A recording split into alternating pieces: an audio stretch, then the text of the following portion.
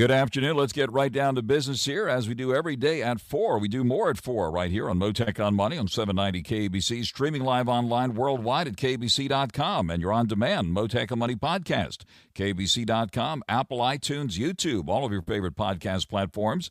Stocks wrapping up the day lower, but the month higher. The important month of January posted gains. The market did pull back today after it appeared to be startled by the confirmation at the White House that President Trump planned to implement new tariffs on Canada, Mexico, as well as China starting tomorrow, February 1st.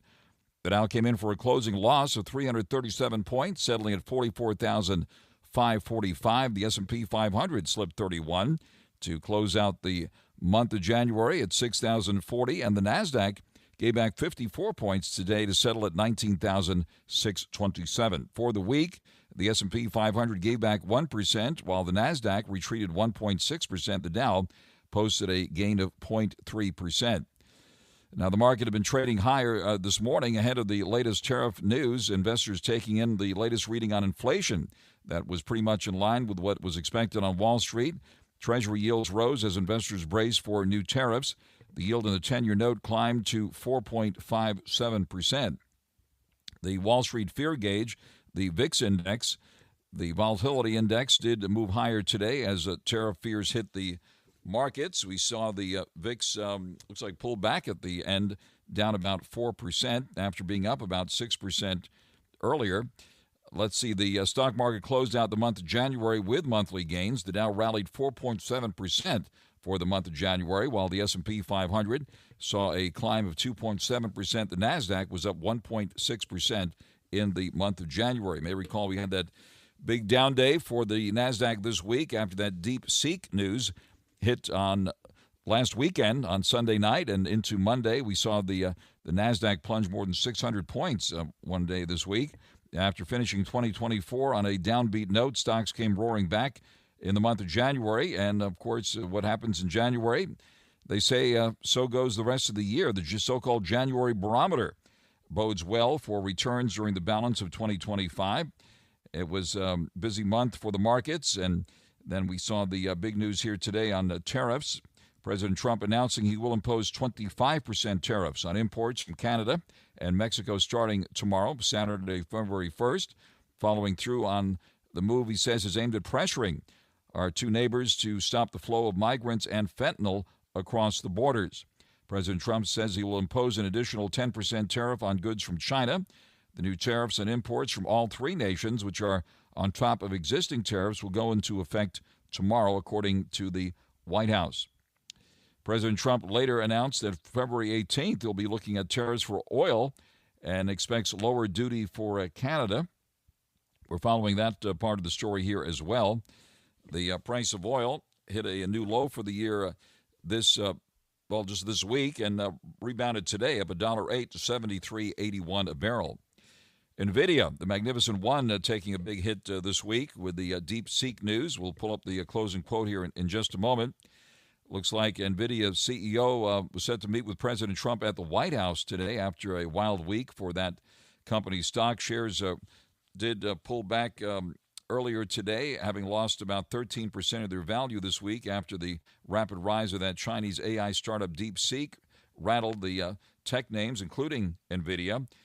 The surging popularity of the app from DeepSeek, which actually exceeded the ChatGPT app on the Apple App Store, claimed it developed an AI model rivaling the performance of competitors for just a fraction of the cost.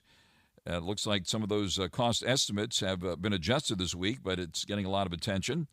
All of this causing a reckoning on Wall Street about the competitiveness of AI leaders here in the U.S. and their spending on tech, sending shares of NVIDIA and other AI stocks into a tailspin earlier in the week. We did speak to some of the analysts who cover tech as well as AI earlier this week. So if you want to review any of those comments, be sure to check out the Mottek On Money podcasts that are posted at KBC.com. Analysts largely remaining bullish on NVIDIA, with the B of A telling clients this week that they view the recent sell-off as an enhanced buying opportunity. Analysts at Bernstein, Citi, and Wedbush here in Los Angeles, elsewhere, were among those that suggested the market's reaction might have been overblown. Turning to oil now, with oil just below $74 a barrel, the number of active U.S. rigs drilling for oil climbed by 7 to a total of 479 rigs this week. That report from oil giant Baker Hughes, as domestic producers look at a more friendly environment for crude oil output under President Trump. As he said in his inaugural address last week, it's going to be drill, baby, drill from now on. Phil Flynn, senior market analyst at Price Futures Group, who appears on this program every so often, discussed that on the major networks this week. Inflation is measured by personal consumption expenditures. That's the Fed's favorite inflation gauge. The PCE index, which came out today, was up, make that 2.6% over the year in December, according to the new reading today, up from 2.4% in November, and also in line with analysts' expectations. But, yep, you heard me, the inflation number moving higher that the Fed watches very closely. This, of course, was the week that the Fed decided to hold the line on short-term interest rates, taking a pause in the recent rate cuts. The Federal Reserve's goal of a 2% annual rate fades into the distance. Fed officials have grown more reluctant now to cut the Fed's benchmark interest rate, which would push down borrowing costs on consumer and business loans. Core inflation, so-called core inflation, which strips out food and energy prices, stayed flat in December, according to that PCE number, providing a less pessimistic outlook for the trajectory of inflation in the coming months. The Fed chairman did deliver remarks this week suggesting that banks can freely engage with crypto clients, providing they understand and manage the risks. Chairman Powell's comments coming during the FOMC press conference, where he addressed questions about the Fed's stance on crypto banking. This is pretty significant. He said banks are perfectly able to serve crypto customers as long as they understand and can manage the risks. He said, in his words, we're not against innovation, and we certainly don't want to take actions that would cause banks to terminate customers who are perfectly legal just because excess risk aversion may be related to regulation and supervision, in his words. I'm scheduled to talk more about that later this hour with Ted Rossman, senior industry analyst at Bankrate.com. It's also tax filing season, by the way, and we can talk about that too and what you might consider doing if you owe Uncle Sam money. Should you pay that tax bill with a credit card? Ted Rossman has some thoughts about that coming up live later this hour. Of course, the recovery from the biggest natural disaster in U.S. history from a dollar standpoint is underway right here in the Los Angeles area following this month's deadly, heartbreaking, and devastating firestorms.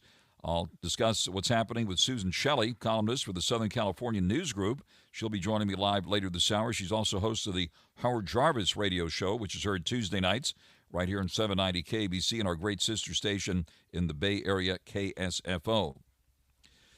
Also following developments in Washington, D.C., with investigators at the National Transportation Safety Board now confirming that they have recovered all of the black boxes involved in the helicopter airplane crash over Washington, D.C. on Wednesday night, and have a high level of confidence that they will be able to fully recover the flight data from both the airplane and the Black Hawk helicopter as the recovery operations, the heartbreaking recovery operations, continue there in the Potomac River in Washington, D.C.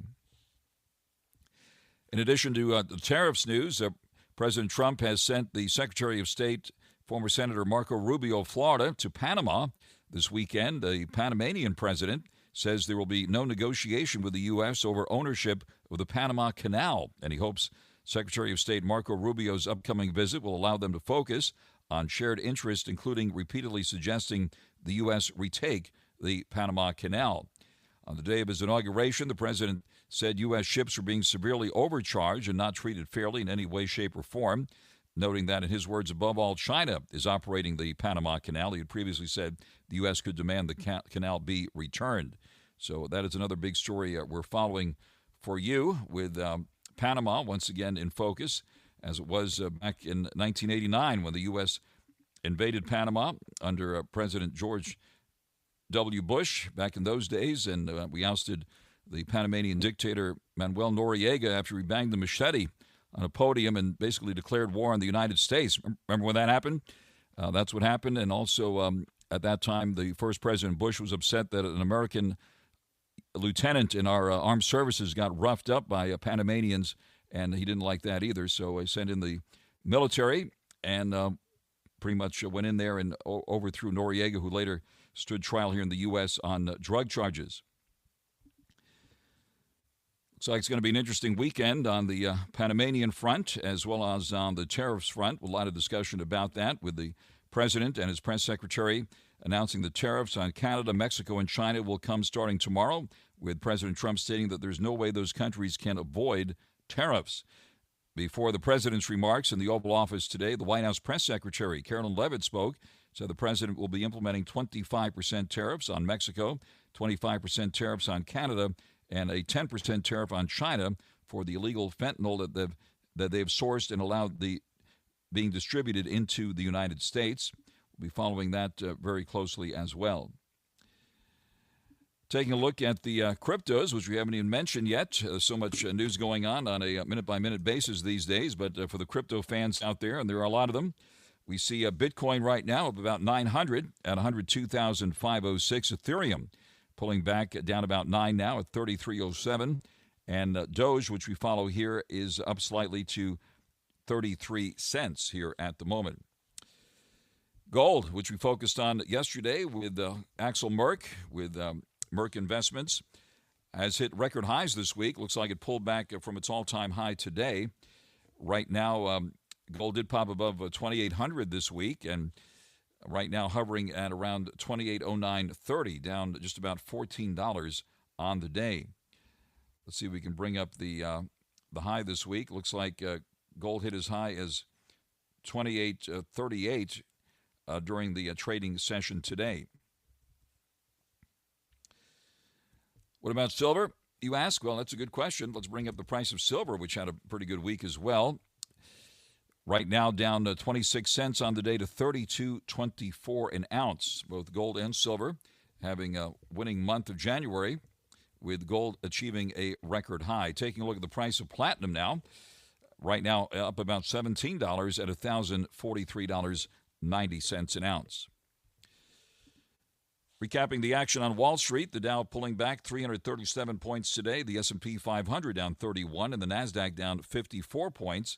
The VIX index, the volatility index, the Wall Street fear index did move higher today by just about 4%. The price of oil right now hovering at $73.81 a barrel. Nervous time in the oil markets regarding tariffs possibly coming in the middle of February, according to the White House announcement today.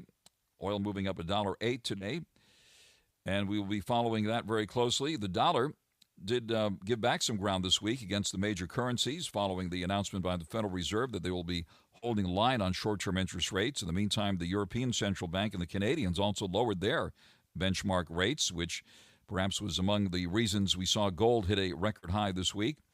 The euro right now, if you're heading to Paris or some other place, the dollar not as strong as it was recently. Right now at 103 versus the euro. We're at 155 against the Japanese yen, and at 124 versus the British pound sterling.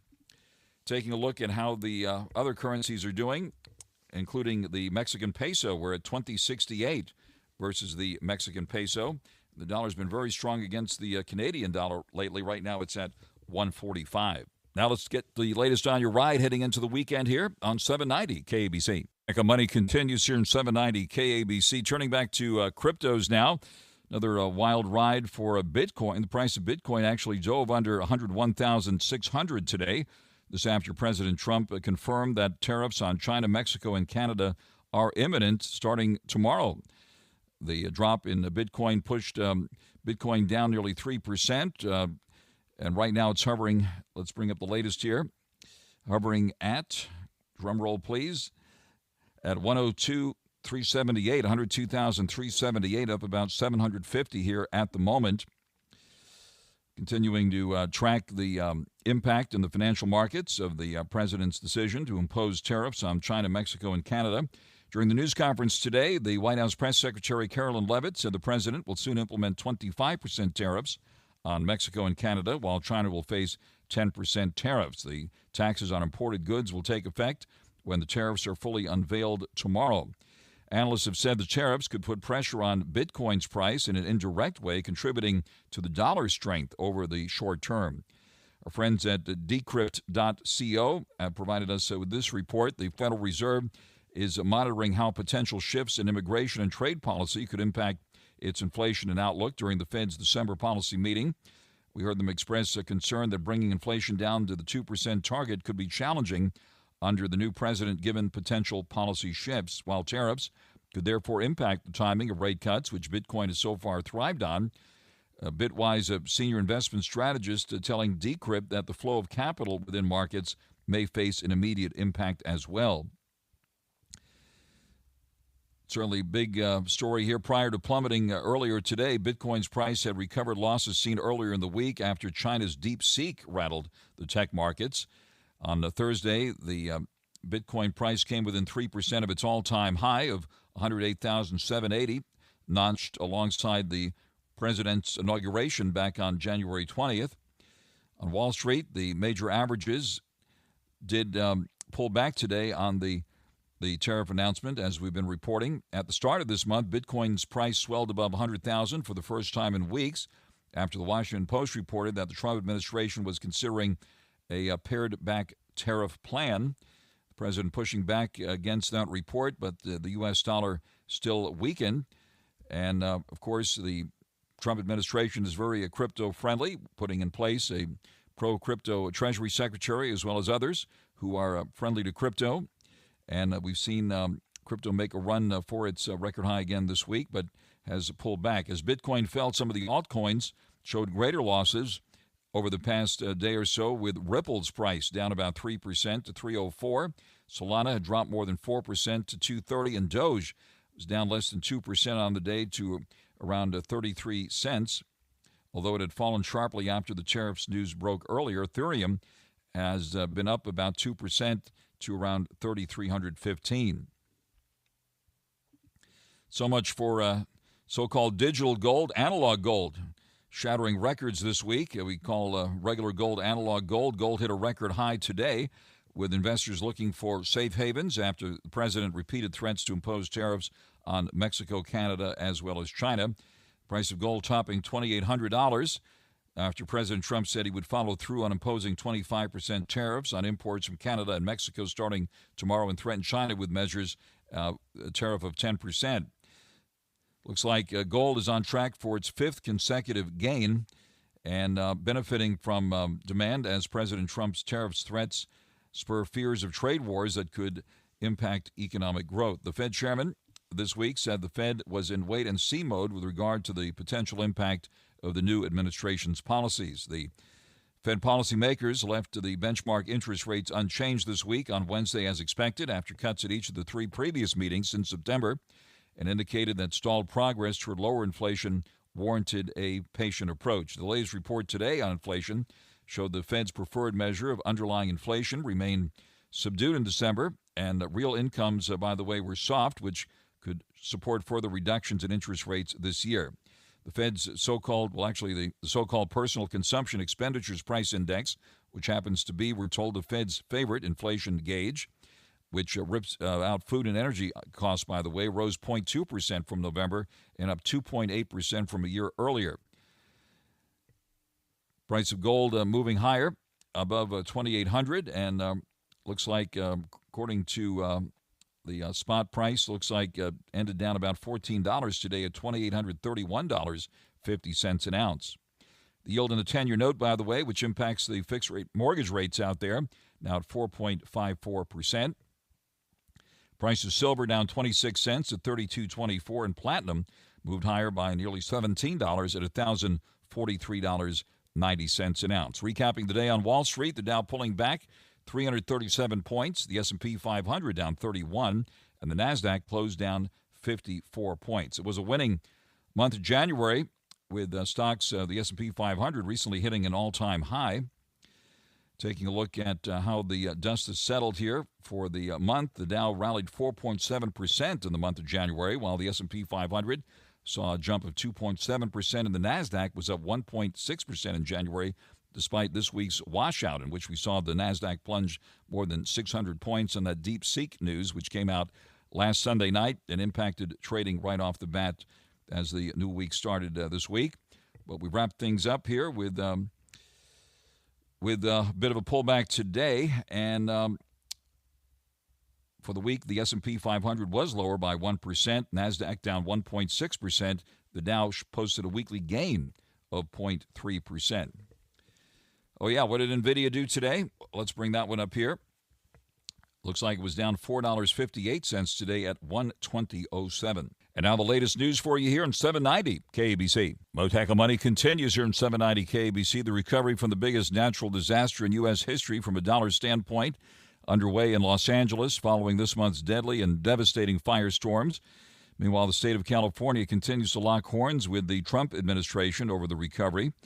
Some other interesting developments this week. Looks like the mayor and Steve Soboroff, the city's newly appointed recovery czar, announced plans to hire an outside consultant to manage the rebuild of the Palisades and other areas. L.A. basically to outsource oversight of the wildfire rebuild. That was announced this week.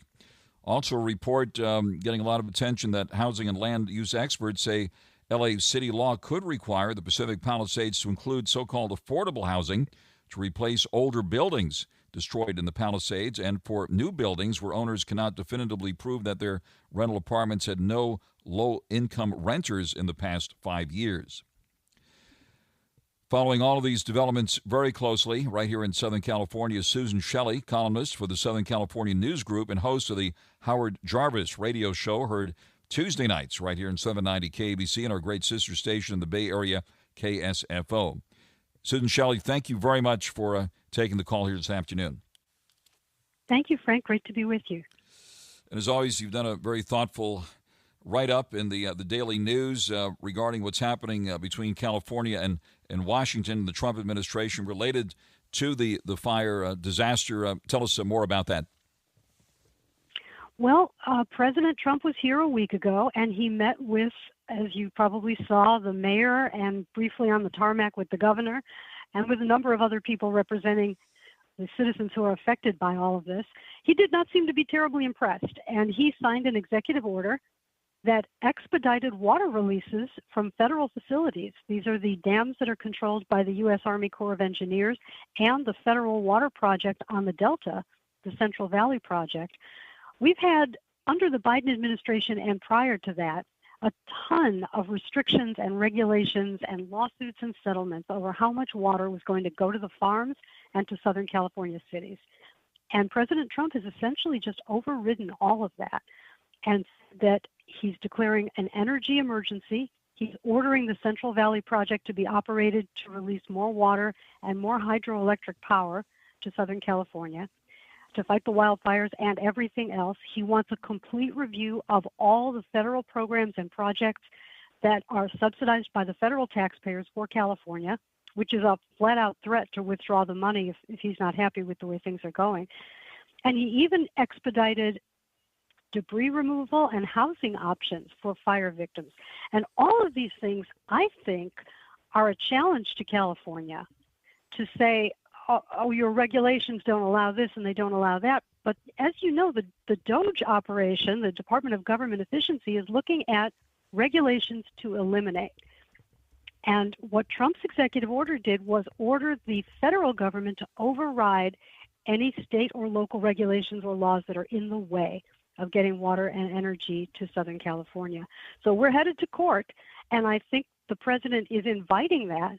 He just had some water released from 2 dams in Tulare County. They're up in arms about that. You know, whose water is it? We know who operates the reservoir. That's the government. But who has the rights to the water that they just released from it? And are they managing it correctly for flooding and upcoming rainfall and all of that? So there's a lot of turmoil. But I think what President Trump is doing is trying to get some of these regulations into court because the legal landscape has changed thanks to a couple of Supreme Court decisions. And I think he's going to make significant changes and improvements in California as a result of that. On the air live with Susan Shelley, columnist for the Southern California News Group and host of the Howard Jarvis radio show, heard on Tuesday nights here in 790 KABC. Susan Shelley, it's hard to believe it was just a week ago that the president was here in that very high-profile exchange with local community leaders as well as business people and Mayor Bass and others here. This rapid-fire Trump administration, so much happens minute by minute, so you're absolutely right. A lot has happened over the past week, and of course, it did rain this past week as well, mercifully. It looks like we're expecting more rain in the week ahead, and hopefully that will help with our fire, cinder dry situations here. In the meantime, when President Trump came, the legislators in Sacramento were talking about Trump proofing the state with that legislation there. What is the status of that? By the way, there are reports that that might be delayed now or not to happen. What's the latest on that? Well, that's very interesting. They were going to spend $25 million of our money on lawyers to file lawsuits against the Trump administration or to defend the state against the Trump administration's lawsuit against California. And then they added $25 million for legal defense for people who are about to be deported. And that got hung up because they could not answer a straight-out question, will this money be used to prevent criminal illegal aliens from being deported? And all that they could say from the Newsom administration was, well, that's not the intent. But they couldn't give any assurances that the money would not be used, our tax dollars, used to represent people who are criminals, convicted criminals who are about to be deported, and our tax dollars would be used to go to court and fight for their right to stay and be predators in California. So I think even the Democrats in Sacramento couldn't go that far. They couldn't defend that. And so they did not vote on this package as expected yesterday. And I don't know that a vote has been scheduled. They can't seem to answer the questions. They won't talk to reporters. See it tonight, read about it tomorrow, but hear it now on 790 KABC, Mottek On Money. And now they're talking about Newsom-proofing California in Sacramento. Tell us what's being proposed on that front. Well, I'm not really sure what they're trying to do, but they're working with the White House to try and override some of the things that Governor Newsom has tried to do. One of the things they're going to have a big fight about is the trans agenda in the schools. What the superintendent of thinks is defending people from discrimination, but other people think is pushing an agenda on people, not defending against discrimination, but actively pushing and gender ideology. So the president has signed an executive order on that to say that's not going to be in our schools. California's funding could be at risk as a result. All right. Let me ask you a couple other big stories while we have Susan Shelley on the line with us here. We did hear from Mayor Bass and Steve Soboroff, the city's newly appointed recovery czar. Steve Soboroff, many people forget, he ran for mayor, by the way, of Los Angeles about 25 years ago and pretty much oversaw the whole Playa Vista project. So it'd be interesting to see if the Palisades end up looking like Playa Vista. I wanted to ask you about that, as well as this idea of hiring an outside consultant to basically they plan to outsource the oversight of the wildfire rebuild here in the Los Angeles area. Give us a reaction to those big developments. You know, Karen Bass really should resign. She has done a terrible job at this, and now she's trying to outsource the accountability for rebuilding out of the mayor's office, the heavily staffed and very expensive mayor's office, out of the city government, and to an outside consultant that will cost the taxpayers even more money. That's just really, I think, inappropriate. I don't think she's defended that well. And one of the biggest things that we need from our city government is to enforce an anti-camping ordinance, especially during fire conditions. And she won't do it. And as a result, we have the risk, when there are high winds, that people who are living in brushy areas, in encampments, will start fires. As we just saw in San Diego, they admitted that 3 of the fires that started last week were from homeless encampments. And Mayor Karen Bass absolutely refuses to do what the Supreme Court said she could do, which is enforce an anti-camping ordinance. And that is a danger to life and property in California. From what you understand at this point, who's going to be overseeing this? They're outsourcing the oversight of the wildfire rebuild. Any ideas who's going to take that on? I don't know, and there's a huge question about the insurance coverage, because some of the insurance policies were canceled and some were reinstated, and some are going to the California Fair Plan. Lots of claims on that, not enough money. Will there be FEMA reimbursement? Will there be federal assistance? If there is federal assistance, what's the oversight on that? Congress is not willing, from what I've read, Congress is not willing to just send the check to Gavin Newsom and say, here, take care of it. We'll see how this Yep. shakes out. But certainly this is a big question going forward, especially about insurance in California. And now this law supposedly on the books at City Hall in Los Angeles requiring the Palisades to include affordable housing to replace older buildings. It's going to be interesting to see how that is going to work out and if this law is going to be applied in this situation and whether people will be able to rebuild as it was. That is a very big question. I know that Rick Caruso, who you speak to so often, has said that this is not the time to be, quote, reimagining the Palisades. This is the time to rebuild for people. I cannot imagine that we're going to get into a situation where the city is going to say you must build low-income apartments and then we'll decide who gets to live in them. There's an awful lot of people who work very hard for housing in this state to pay the cost of everything, including utilities. I don't know that everybody's okay with having beachfront property, ocean view property, just allocated by friends of the mayor that just does not seem to be, in my opinion, an equitable way to operate. If you don't allocate by price, then you allocate by government force, and I don't think that's going to go over with people in California.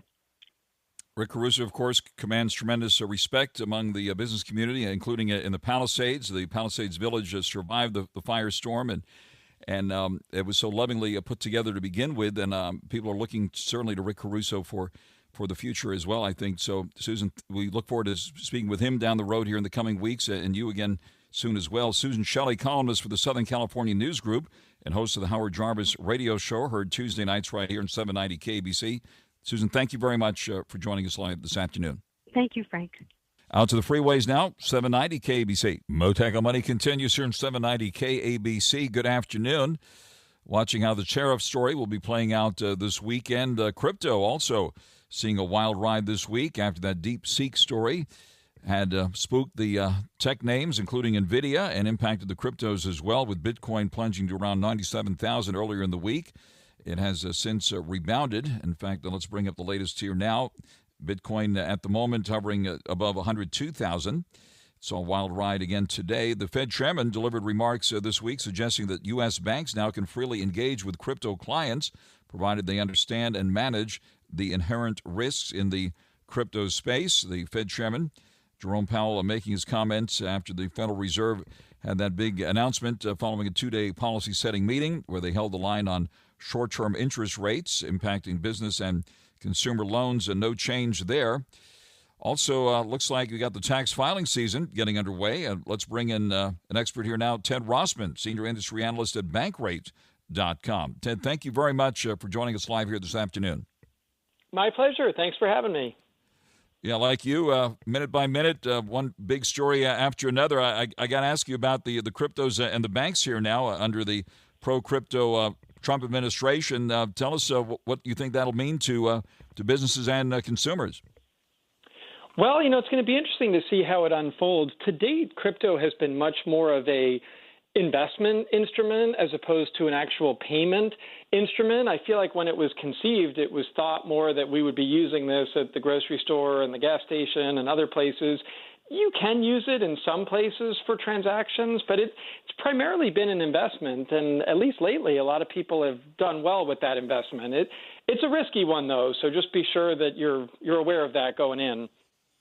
Absolutely. Well, certainly on this program, we speak to the biggest fans of crypto as well as the harshest critics, but certainly I was billed as a currency, cryptocurrency, but if anything, it seems to, as far as the banks are concerned, more of a threat to the money transfer system, which is very lucrative for the banks. And if this system catches on, as we've seen with other platforms where you're easily able to move money around, it'll be interesting to see how the banks move forward with all this. It will. Change comes pretty slowly in the U.S. payments industry, though. We're often behind other countries. We've seen that with mobile payments, for example, and contactless cards. And really only in the past couple of years has that really caught on here in a more mainstream kind of fashion, whereas places like Europe and Asia have often been ahead of us. I don't think crypto is going to replace credit cards and debit cards and cash anytime soon. It does have its dedicated fans. It's interesting, though, how even some established players like Visa and MasterCard are hedging their bets a little bit and coming up with some angles to keep themselves involved there, even if the preeminent payment methods in the U.S. continue to be cards.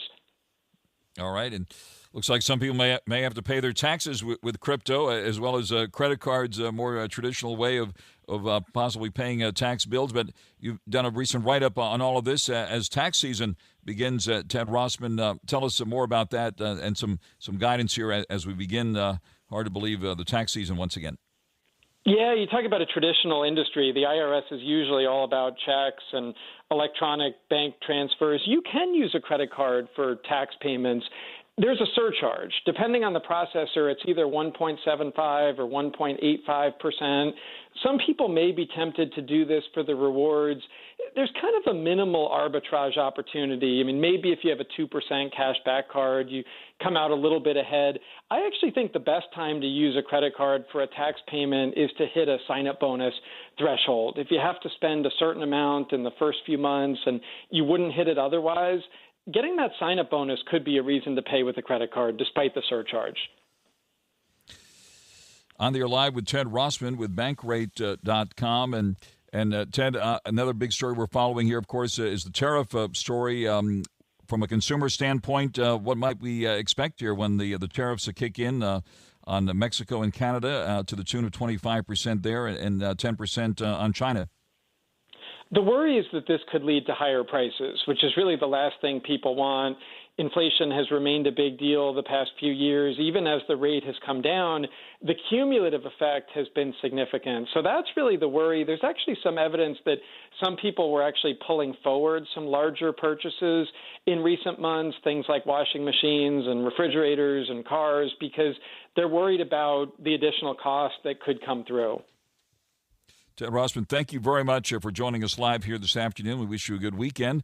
Ted Rossman, Senior Industry Analyst at Bankrate.com, live with us here on Mottek On Money on 790 KBC. Stay tuned now for the 790 KBC News Blitz with Randy Wang, and I'll be back with more at 4 Monday afternoon right here on Mottek On Money on 790 KBC. Hi, I'm Joe Saul-Sehy, host of the Stacking Benjamins podcast. Every week, we talk to experts about saving, investing, and personal finance trends. Oh, crypto. Can't do it. You could have done all that research, all the breadcrumbs, and thought this company's never going bankrupt.